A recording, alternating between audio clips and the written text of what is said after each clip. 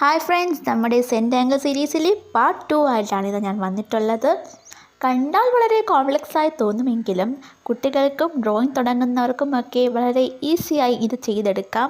അപ്പോൾ നമ്മളെ വീഡിയോ കാണുന്ന എല്ലാവരും ലൈക്ക് ചെയ്യുക, ഷെയർ ചെയ്യുക, സബ്സ്ക്രൈബ് ചെയ്യുക. ആദ്യം ഒരു ബേസിക് ഗ്രിഡ് ലേഔട്ട് റെഡിയാക്കാം. ഇപ്പോൾ നമ്മൾ ഓരോ സ്ക്വയറിലും നല്ല കർവ്ഡ് ലൈൻസ് ആഡ് ചെയ്യാം. ഈ സ്റ്റേജിലാണ് നമ്മുടെ ഡ്രോയിങ്ങിന് ലൈഫ് കിട്ടാൻ തുടങ്ങുന്നത്. ഓരോ ലൈനും നല്ല പേഷ്യൻസോടെ വരയ്ക്കുക. ഇത് ഡ്രോയിങ് മാത്രമല്ല, ഒരു മെഡിറ്റേഷൻ കൂടിയാണ്.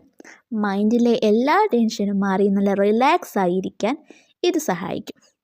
പലർക്കും ഡ്രോയിങ് നല്ല ടാലൻ്റ് ഉള്ളവർക്ക് മാത്രമുള്ള കാര്യമാണെന്ന് തോന്നാറുണ്ട്. പക്ഷേ സത്യം പറഞ്ഞാൽ ടാലൻറ്റിനേക്കാൾ നമ്മുടെ പ്രാക്ടീസാണ് മെയിൻ. ഡെയിലി ഒരു 10 മിനിറ്റ് മാത്രം ഡ്രോയിങ്ങിന് വേണ്ടി മാറ്റി വെച്ചാൽ നല്ല ഡിഫറൻസ് ഫീൽ ചെയ്യും. ലാസ്റ്റ് സ്റ്റേജിൽ നമ്മൾ ഷെയ്ഡിങ് ആഡ് ചെയ്യാം. ഇത് ഡ്രോയിങ്ങിനെ കംപ്ലീറ്റ് ലുക്കിലേക്ക് എത്തിക്കും.